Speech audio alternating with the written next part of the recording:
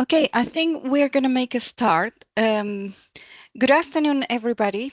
Thank you for joining today to the discussion that present my book, Economic Aspects of the Sustainability Transition in Europe. Thank you very much to UASIS for hosting the event, and a special thanks to Gabriel, Siles-Brugge, and Nicholson for joining me. What I would like to do is to give a few hints about what the book is about, but then I will open the floor to Michael and Gabriel. And I'm sure they have a number of questions for me, and everybody else can also ask questions in the Q&A session section of Teams. So you should be able to write there, and I will try to answer everyone's questions, but I'm hoping that this will be fruitful discussion with a lot of participation. So once again, thanks for joining. The book is the product of a number of years of research. And as for those who do not know me, I'm an economist by training, but I have always wanted to present economic concepts and topics in a way that was accessible to everybody. So I'm hoping that I have achieved that with this book. The first chapter, as an introductory one, is the one where most of the definitions of concepts related to sustainability and sustainable transition are explained, together with the context in which the book has been framed, which is the European Green Deal, particularly the first 5 years of the European Green Deal. And I explained there also the research question guiding the book and the methodology that I have followed throughout. The book is mainly divided in 3 parts, where I outline the main policies and programs that over time the EU has been using to deal with the economic and financial matters that make possible what we are trying to do, or at least what for a number of decades now has been a relatively constant effort of the European institutions, and is to become a more sustainable economic area. There are chapters dedicated to specific policies like the common agricultural policy, but also mentioning some new instruments like the farm to fork strategy. The second part, I'm talking more about specific instruments related to taxation, the feed-in tariffs, and the European ETS, the emission trading system. And the third part is dedicated to more recent developments and concepts that are being used by the European institutions, in particular by the European Environment Agency, but also the newest instruments that the EU is trying to implement. So hopefully everybody will be able to understand what I'm trying to go. I'm trying to answer 3 main questions, particularly how the EU allocate resources, financial resources, for the sustainability transition. Since what we have done up to now is not enough, how are additional changes going to be financed? and who is going to pay for it, particularly in a context where we have competing priorities and a lot of external pressures going on. So there is quite a lot of discourse analysis and change in the discourse of the European institutions with regard to who is actually going to be asked to pay for the changes. But the deep root of the book is trying to look at what is it that the EU has been advocating for in the last 40 or 50 years, at least, particularly looking at its own approach to sustainability. For those unfamiliar with the concepts, I'm trying to find out if the EU is following a weak or a strong sustainability approach. And I'll explain what I mean by it in a moment, but I wanted to bring your attention to what is the money that the EU has. The same that countries and regions and each of us individually budget to be able to spend and buy the things, goods and services that we want or we need to consume. The budget for the EU has been changing over time, and as we know, the negotiations for the new budget for 2028 to 2034 are in full steam at the moment. But the book makes a reflection about the changes between the current financial framework that covers up to 2027 and the framework, the prior framework up to 2020. Understanding obviously that in the middle of that we have had the COVID pandemic and the conflict in Ukraine.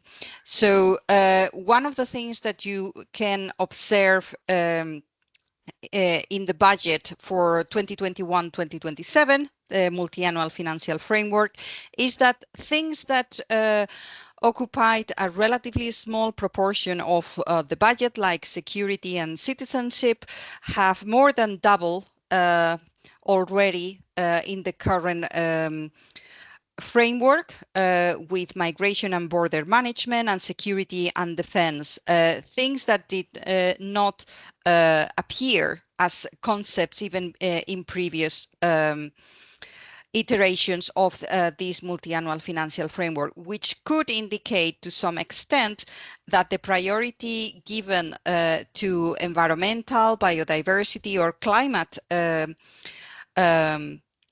purposes may have been diminished or set aside to some extent. However, one could also argue that the EU may have found a way of spending the less money that they have in a more efficient way. So if that was to be the case, we would not be in such a big problem.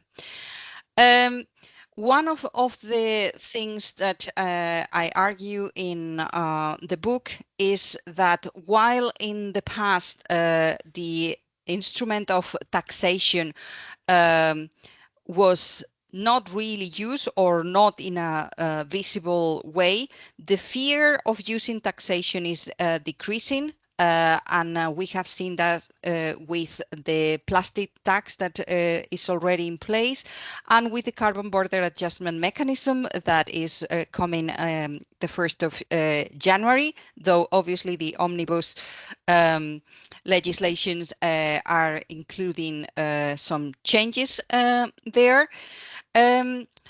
But something very important when we talk about resources dedicated for the environment, things that people tend to identify with it is energy and environmental taxes. And what we have observed, not only at the EU level, but at individual member state level or out of the EU in the UK, is that as taxation related or the revenue that is collected through these type of taxes for the use of fossil fuels in particular is decreasing because people are moving towards the use of renewables and the use of electric or hybrid cars, that puts into jeopardy those resources that the EU counted on. So they are reframing and starting to tax or proposing to tax those instruments or uses that we have been asked or suggested to move towards. So we have already suggestion that electric and hybrid cars will be taxed in the future according to the distance that they cover per year, which effectively could not be considered as such as an environmental tax, at least not in terms of the original purpose, because this has become now revenue collecting exercise more than something that is done for the environment. But one of the biggest areas where we have seen a change is in the more explicit attempt at mobilizing private funding, because the EU as a whole and the public institutions as a whole do not have enough resources. This is something that is widely recognized, and while the past iterations also counted in budgets, and at country level we see this as well, with the private sector also putting some funding for new investments in new and more sustainable infrastructures and projects. What we see is an open call for the business sector to put money into this transition. And the discourse is very clear in the sense that it is sold this not as a request for money, but as an investment opportunity. And this is how the Invest EU instrument was created. And it's not about the EU putting money directly through grants or even loans, but also as acting as guarantor for those who make the investment. And we have new instruments being created as well, not only the plastic tax or the CBAM, but in the EU we have since 2007 the first climate awareness bond, which was issued by the European Investment Bank, as I said, in 2007. And this is part of how the institutions of the EU are shifting in their participation in the governance of sustainability in Europe. So in terms of what type of sustainability the EU is advocating for, hopefully the diagram will clarify what it's understood by weak and strong sustainability. A weak sustainability approach calls for a balance accountability of environmental, societal, and economic factors, while the strong sustainability approach includes a nested relationship that puts environment and the ecosystem as the basis for the society and the economy to develop. So what I argue in the book is that we are still not even into a weak sustainability approach, because we have more or less achieved environmental and economic integration, but the social pillar of sustainability has been left aside in a lot of occasions.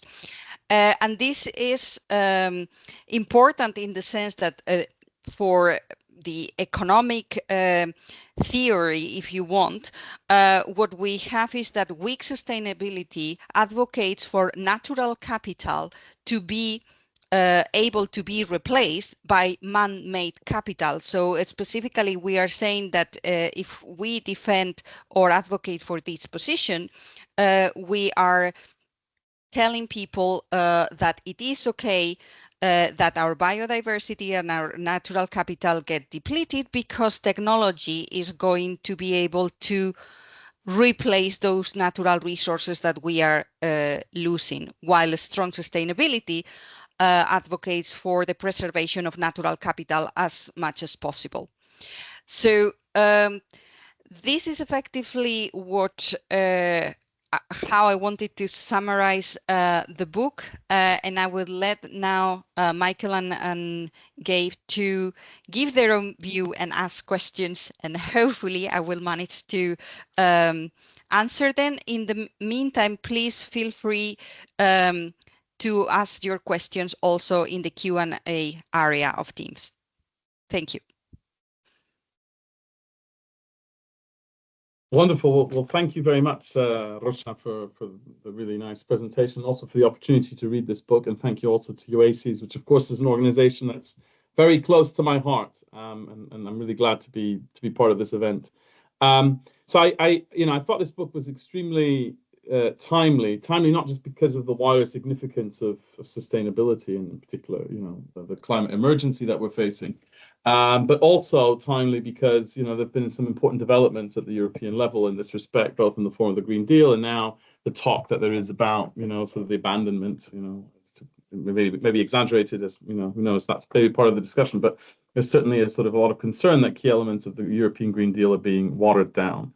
And so in this context, I think the book also offers, from the perspective of European or EU studies, a really unique take, right? Because it approaches these questions, in a field, let's say, EU studies that's was quite dominated by political scientists, from the lens of an economist, right? And focuses on questions of resource allocation across a gamut of different areas of EU action in this area, right? From direct expenditure, right? We heard about the budget, but also the cap, to market-based instruments to internalize externalities in the form of taxation, of course, and also the emissions trading scheme, but also sustainable finance. And here, what's really, I think, interesting as well, and really I really value, is that the book doesn't just sort of stick to sort of mainstream, welfare economics, as you will, but also brings in more heterodox perspectives, including, ecocentric understandings of sustainability, donut economics, etc., which I think makes for a much, much richer analysis than sort of just a purely efficiency-based argumentation. And I think, Rosa, you do a really excellent job of sort of presenting these sorts of concepts in without jargon, without too many any equations, actually. That's really to be welcomed, right? And I remember writing about, sort of the black box of econometric modeling in the past, and that just often serves to obscure. And I think this book does the opposite, which is really to be welcomed and to be appreciated. So really do, if you're interested in the interplay between the economics and governance of the sustainability transition, do read this book, because the book also looks at these questions of governance.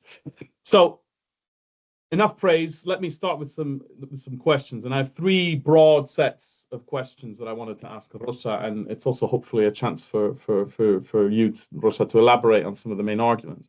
But my three broad questions, and I'll break them up a little bit later on, were, first of all, why does it matter whether the EU has a strong or a weak sustainability approach when we're thinking about governing the sustainability transition? Secondly, what role does and should the EU play in relation to other actors when it comes to governing and managing this transition?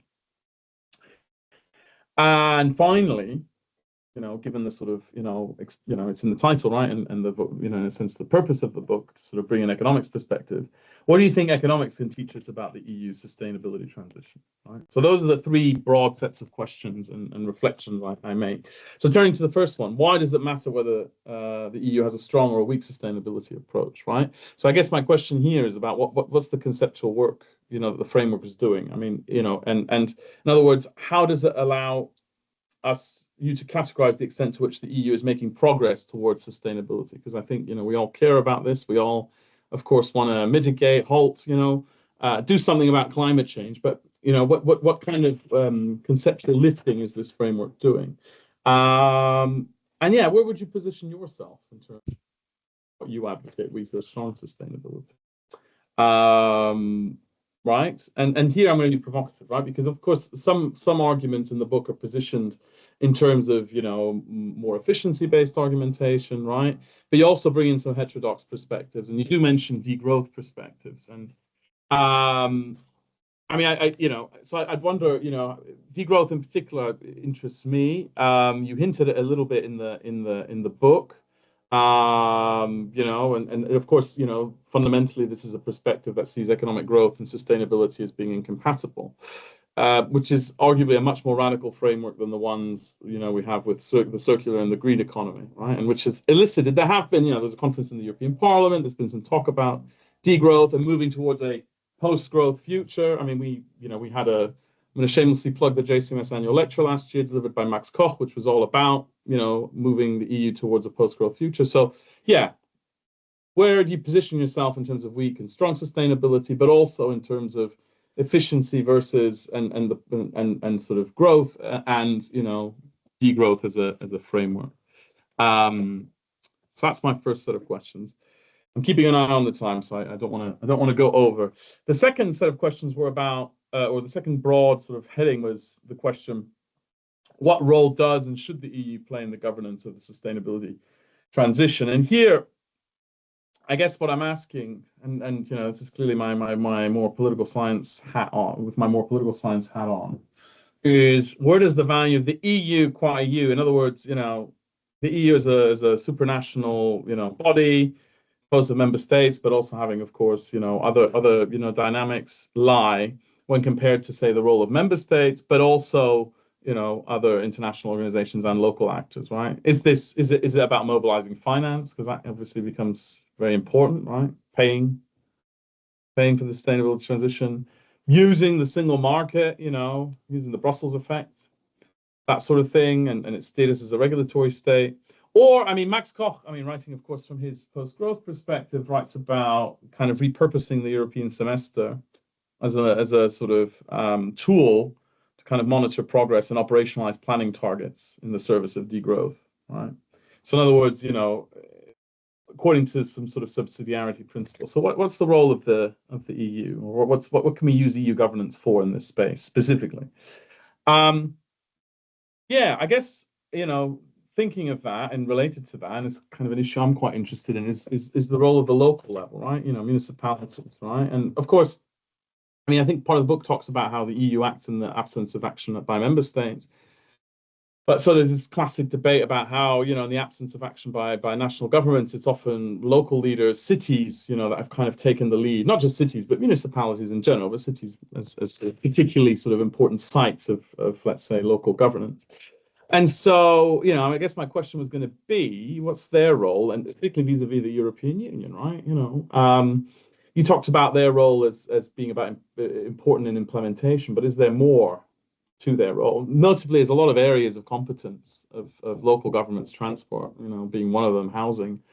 You know, these are areas where there's some very big decarbonization efforts to be had, right? Or that need to take place. So I you know, it's I mean, it's an interesting question. How does the local relate to the EU level, I think? And similarly, I guess thinking about the wider global context, right? So we've gone down. Well, we started with the EU, we've gone down to the local level. But now let's think about the EU in terms of, you know, global governance efforts in this space. And, you know, here, of course, things like CBAM, you know, have led to sort of accusations of green protectionism. There's been quite a bit of a feeling of alienation amongst countries in the global south about the kind of unilateral green policy, so European Green Deal policies that the EU has been implementing, for example, deforestation regulation. And so in a context where, of course, you know, you might argue that there is quite a clear interest in collaborating and building alliances to sort of, you know, deal with, for example, the US's abandonment of climate change commitments and so efforts towards governance in that space. How should the EU, or how can the EU position itself more effectively, right?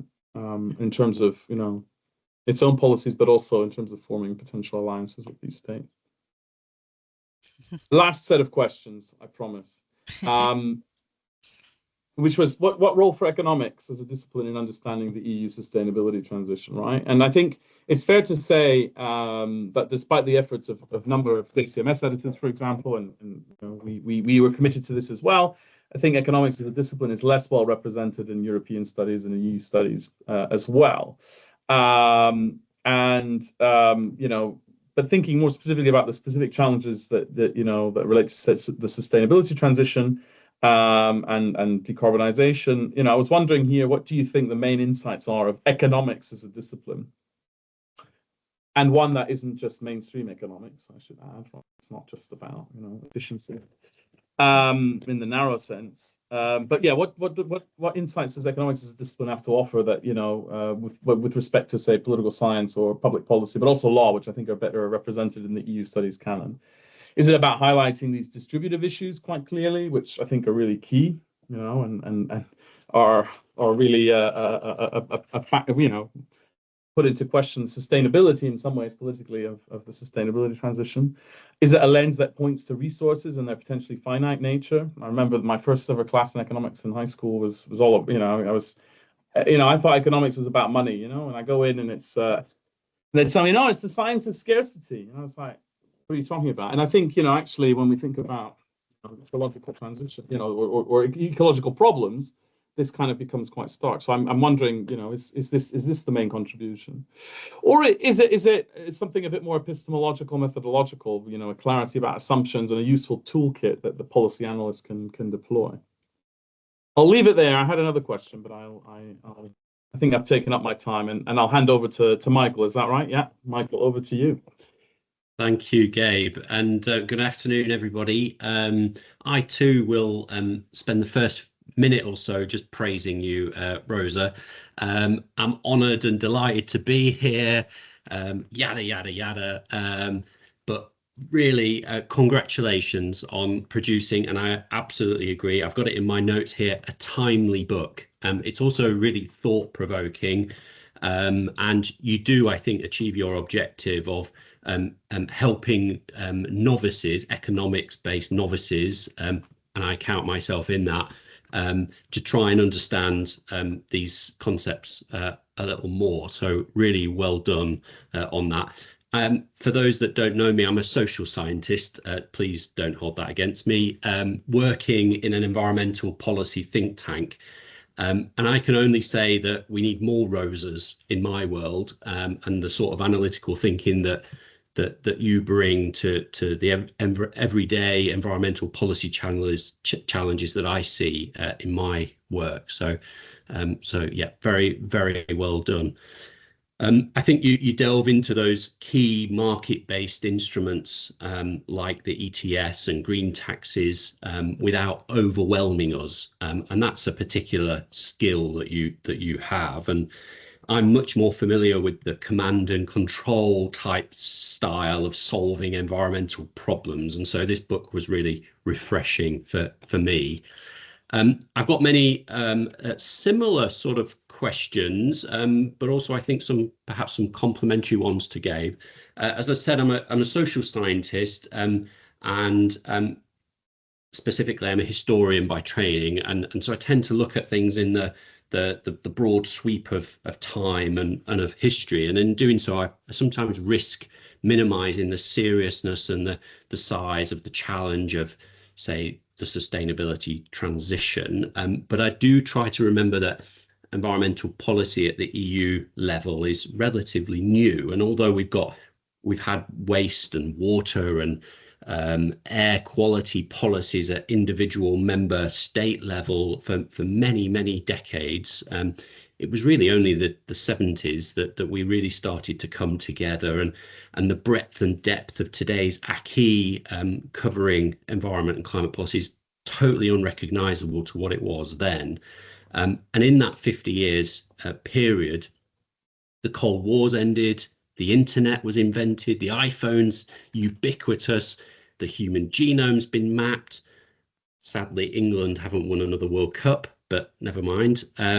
Coal use as a share of power generation in the EU is down from 30% in 2000 to 10% last year. And in the UK, here where I live, it's almost been eliminated from our energy mix. And wind is up from 1% to 17% since 2000, solar 11%.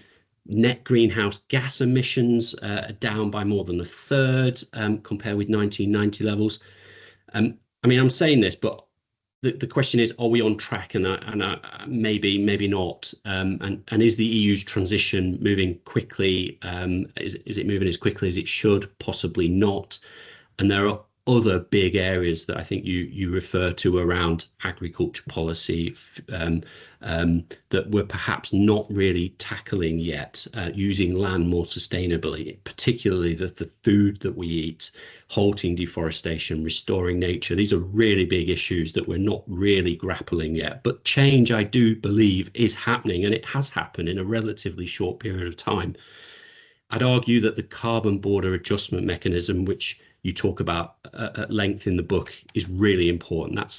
That's Europe or rather the EU in particular, using its political and economic weight, its heft to influence other countries around the world, for good or bad.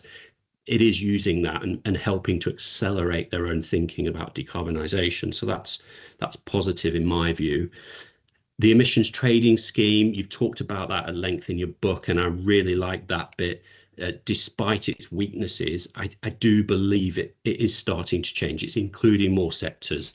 It's taking out those free allowances, albeit slowly. And then talking about the EU budget, I think, was a really important bit of your book. Is it fit for purpose? Are we spending the money in the right way? Is it using all the money for those sustainability issues? But I think before we talk about that, we've got to remind ourselves, and this is really important for a UK audience who, I think this arguably contributed towards Brexit, is that the EU's budget is tiny. You showed on your slide there a €1 trillion budget, but that is only 1.12% of EU's gross national income of all the countries involved put together. That's tiny. So and over 2/3 of that money goes towards farm subsidies. It goes towards regional development. It's a really, really small thing. So one of my questions will be, about are we expecting too much of the EU as a supranational body here? So that's one. But what I did really find interesting in your book was this talk about the growth of its own revenue streams, the plastic packaging waste tax, revenues from ETS, CBAM. They're really interesting developments that I think more people need to know about. I mean, how much is it going to cost in terms of a transition? I really don't know.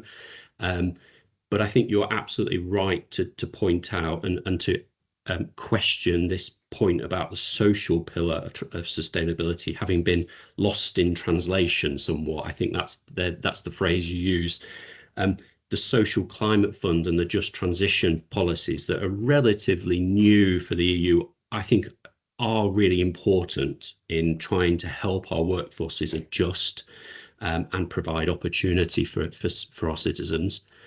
Who pays? Well, sorry for those people who haven't read Rosa's book yet, spoiler alert, she concludes that it's all of us. And I think that's right. I think that is right, because another bit that you do really well is sort of say about the importance of internalizing the costs of our day-to-day activities around production and consumption of resources, and to reduce those negative externalities in economic speak.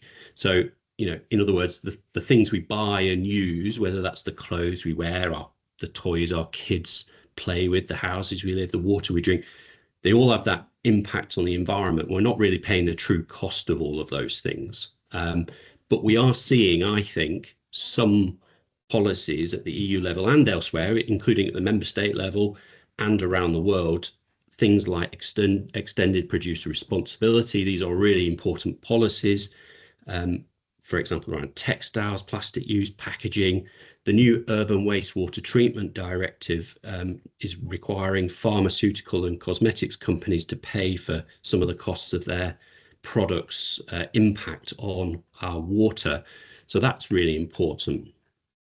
And finally, you talk about trade-offs in the book, and I think this is also a really important question to ask. What are the trade-offs in relation to the sustainable transition? And I'd like to sort of throw that question back at you, Rosa, because for me, the European Green Deal is extraordinary. it might not have lived up to all of its promise, and it might not have gone as far as the original level of ambition sort of showed, you know, that there has been some rollbacks, as Gabe alluded to. But it's still a really significant package of measures. It's the most far-reaching that any single European Commission has put forward in the EU's history, as far as I'm concerned. So, but, you know, those rollbacks, I think, are a signal of some of the challenges, the strategic challenges the EU is facing, not just the EU, but also the wider European group of democratic nations. We've got a war on our doorstep. There's a legitimate fear that some of our European allies might be next. Migration, cost of living, absorbing the debt from the pandemic. We've got Europe stuck between China and the US. China, some say, is subsidizing many of its industries and exports to undercut and fatally weaken our European manufacturing capability, including, for example, our car giants. And it's also imposing export controls on key materials required for that energy transition that we've been talking about.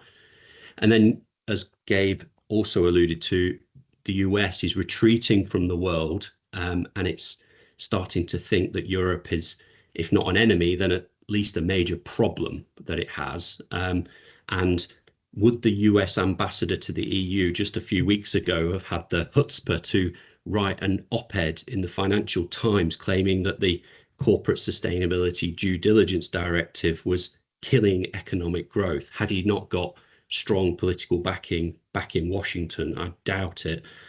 So these are really real concerns, and I think we've got to really consider these as part of the round. So again, my questions are: what do you think those trade-offs are going to be?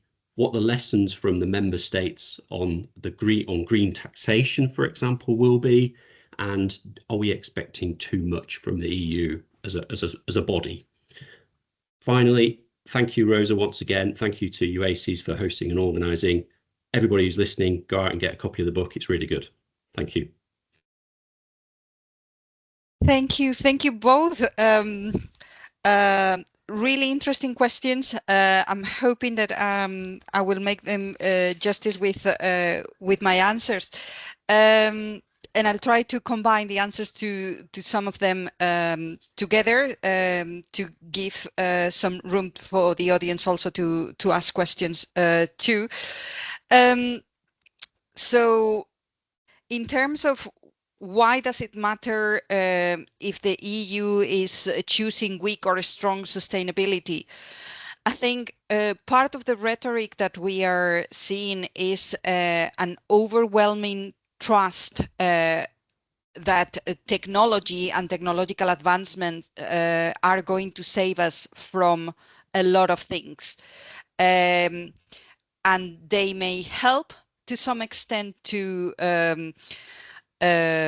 increase the efficiency with which we use our natural resources and raw materials, but not all our natural resources can be replaced by a machine or a piece of plastic or a new technological development, because a new technological development is not going to feed us.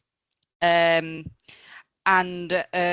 we may want that technology help us produce more efficiently our food, but the food still needs to be produced. And for that, without the natural resources, is not going to happen. So the approach of the EU towards weak sustainability, I think it comes from that overwhelming over-reliance of the advance of technology to save us from overconsumption and depletion of resources. And as long as that type of discourse and approach doesn't change, what we are going to see is, in the longer term, less resources being available for more and more population, whether it is in Europe or worldwide. At the moment, and I know that the new multi-annual financial framework is actually putting a lot of emphasis in food and aiming to create agricultural reserves. So it's hinting at going back to the policies of the 50s and 60s to some extent, which could be quite worrying. But it's important that we move away from first that over-reliance on the technology is going to solve everything, and second, the idea that the only thing that we need as a group of countries or a supranational entity is economic growth. But because we are people and as citizens, we are much more than that. Unfortunately, that is what has been predicated to all of us for almost the last 100 years, definitely for the last 60 or 70 years. So that goes also to answer the role of economics in all this discourse. It's true that the first thing that we are told when we study economics is that it deals with the efficient allocation of scarce resources that have alternative uses in the best possible way. And yes, it's true, by talking about the scarcity and giving value to something because it is scarce, it deals with the main issue that we have for a sustainability transition, the fact that we are running out of resources, and as long as we keep consuming them as current generation, there's not going to be resources to use by the following generation. So intergenerational justice and fairness is very important. But economics also provides the tools that allow us to analyze and predict what is going to happen if we continue with the current trends and with the current approaches. It is true that there is a lot of controversy with the discipline, and one of the things that I was trying to address with the book is the fact that effectively if I try to speak to somebody about econometric regressions, and a lot of people is not going to understand a word of what I'm saying, but if I put in terms of how much is going to cost you if you use an electric source of energy versus how much is going to cost you if you use gas or petrol, they will understand. So it's about adapting the language, and the discipline has not been very good in doing that. And it's been arguing that heterodox economics and lately donuts economics can provide much more insight than the credit that is being given. When I started, and this may give an idea of how old I am, environmental economics was not something that was taught in my university at all. When I did my PhD, there was no PhD options to talk about environment or climate change. And even my thesis supervisor didn't want me to do a thesis on economic consequences of climate change. So things have changed for the better. And I always said that nobody should be entering into politics without knowledge of how an economy works. And because there should not be a confusion that a country or a supranational entity can be run as if it was a business, which is the mistake that a lot of people do and that we see in international politics. So I think economics has a lot to say if it is progresses enough and uses a normative approach more than the positive approach that has been advocated mostly from the US for the last 60 to 70 years. So I think we need to break up a little bit with that discourse. In terms of my positioning, I think as much as I value the existence of degrowth and post-growth, I think I'm a little bit more pragmatic than that, and I believe that we should be a little bit more content with reaching a steady state in which we do not aim to continuously grow more and more each year, which is one of the problems that that we have. So I try to be a little bit more realistic in terms of what can be acceptable by the majority of people in that sense. With regard to the role of the EU, the latest development go hand in hand with what I have been advocating in the book, that the EU has been very rigid in terms of how it approached changes in policies in particular, and participation of different levels. So it's true that at governance level, the local level has not been given the importance that it has, and flexibility of the mechanisms has not been developed enough. This is something that apparently, at least in the current iteration, the new multi-annual financial framework is trying to correct or address, at least to some extent. And definitely, if we take into account if we discount the rollbacks that we have seen with the omnibus regulation, the European Green Deal was the biggest step in the right direction that we have seen towards a more sustainable development in the EU and beyond. And I think the role of the EU is to continue being an international leader, because it is, not just because of the US disappearing from this particular international framework, but because it can lead by example, and we can show that it is possible to achieve progress, reduce emissions, and continue growing in a more sustainable way. It needs to be a fairer way, and taking into account everybody. So I think I more or less cover all of Gabe's questions and some of yours, Michael. I think the biggest trade-off that we have to accept is that we are not going to be able to make everybody happy with all the regulations, and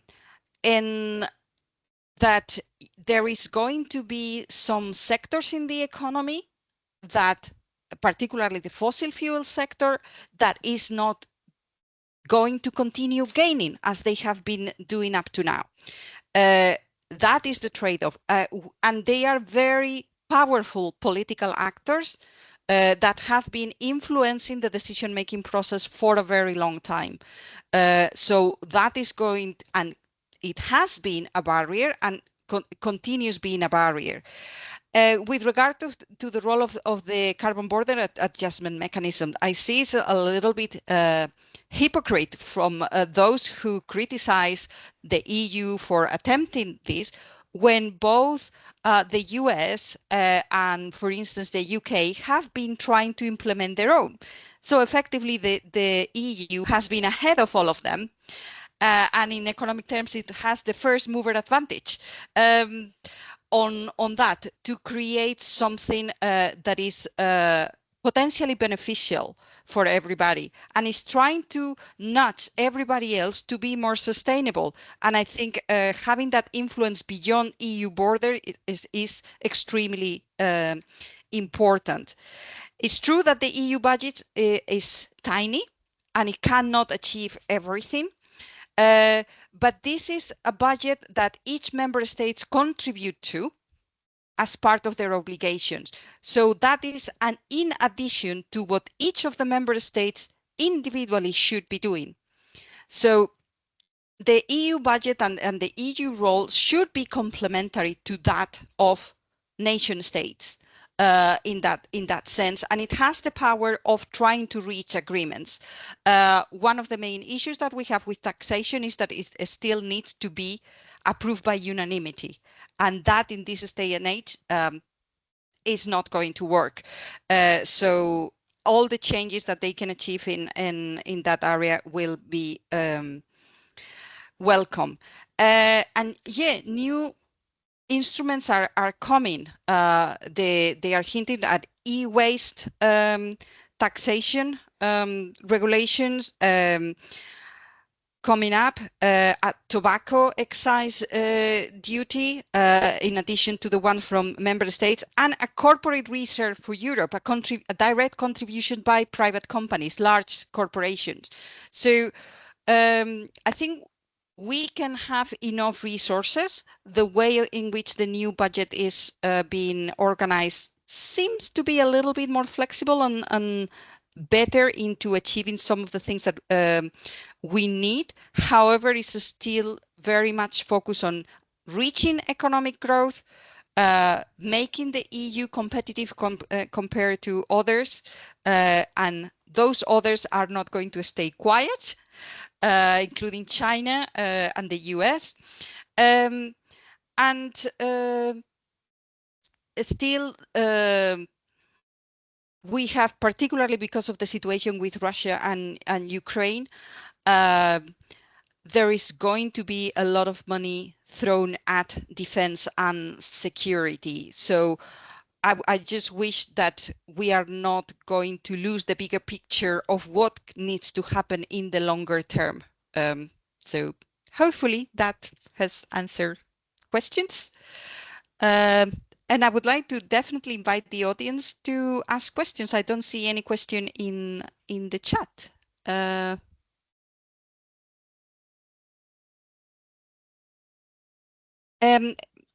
don't know if any of you, Gabe or Michael, would like to come back, but definitely, please, everybody, feel free to ask questions. Yeah, I mean, I was going to ask as well. I mean, thank you, Rosa. That was really helpful. It's slightly different tack, but I guess one thing that interests me as well is the role of knowledge and the governance of climate change, right? Really important. You know, you talked about the European Environmental Agency, this mismatch between its sort of, let's say, science-based recommendations and sort of the economic concerns of policymakers. Yeah, and so I was wondering, you know, what kind of role do you think, you know, thinking more broadly about the epistemic politics here, knowledge plays in governing the sustainability transition in the European Union? Thank you. Yes, I think that's an important message that I see, and that the research in the book sees very clearly. There is a clear dichotomy between what a more scientifically based body says that is necessary, which is the European Environment Agency, and what the political institutions of the EU end up doing. So we have somebody who is more evidence-based decision-making and science-based decision-making or decision recommendation. And then the ambitions of the European Environment Agency get watered down each time that we reach the political and policy decision making by the Commission, the Parliament, and the Council. This is quite dangerous, but this is also a parallelism to what we see at world level when we talk about the Paris Agreement, in its day, the Kyoto Protocol, and the like. We know science has been telling us for a long time that we need to do something, but at international political level, we still keep debating what that something is going to be, how much is going to cost, and to whom is going to cost. And in the end, very little ends up being done. So I think it's about time that there is a much wider recognition in the European governance framework of the role of institutions as the European Environment Agency and their recommendations. The discourse of the new budget seems to point in the direction of the circular economy that the agency is advocating for, which is a welcome bonus, but the European Green Deal was already mentioning very strongly circular economy. And what we see is that each time that you have an internal or external actor advocating for, no, the EU cannot do this. Like, for instance, Qatar and the US now with the directives that you were mentioning. The EU institutions at the moment seems to be too scared of showing strength. And I think there is no reason for that. And I would like to be positive about this, in the sense that the changes that we are observing at the other side of the Atlantic at the moment, I'm hoping they will be temporary. Nobody lasts forever. And with a bit of luck, we will see changes coming. What is dangerous in this sense is that because there is so much volatility in that side of the Atlantic, the EU needs to show that strength and continuity in the effort. And I think that they are in a strong position to do that.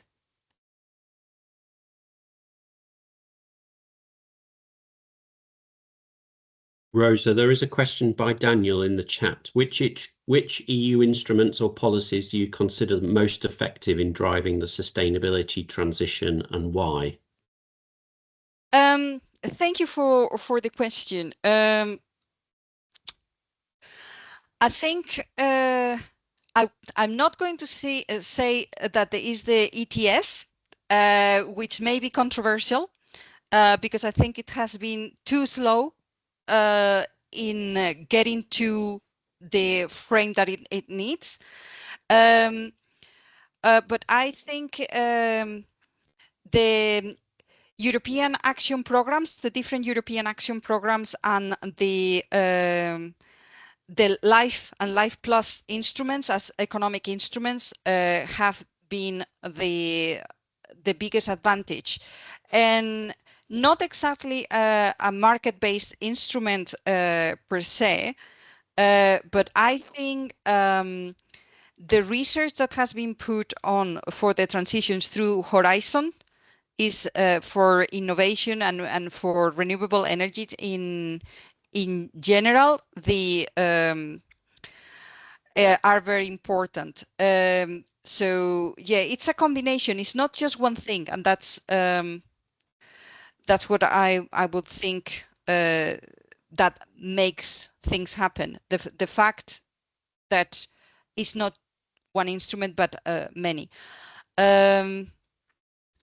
We are running out of time, but if there is any last minute question, I'm happy to answer.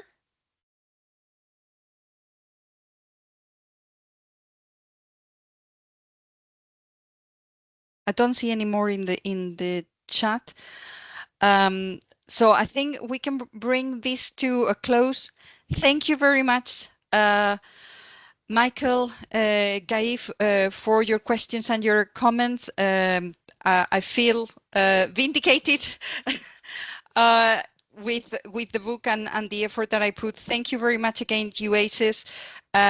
For those listening who are members of UASIS, bear in mind that for next year conference in Prague, I will be convening one of the theme tracks on sustainability, so feel free to submit a panel or paper to that track and be in touch if you want to know more about all these topics.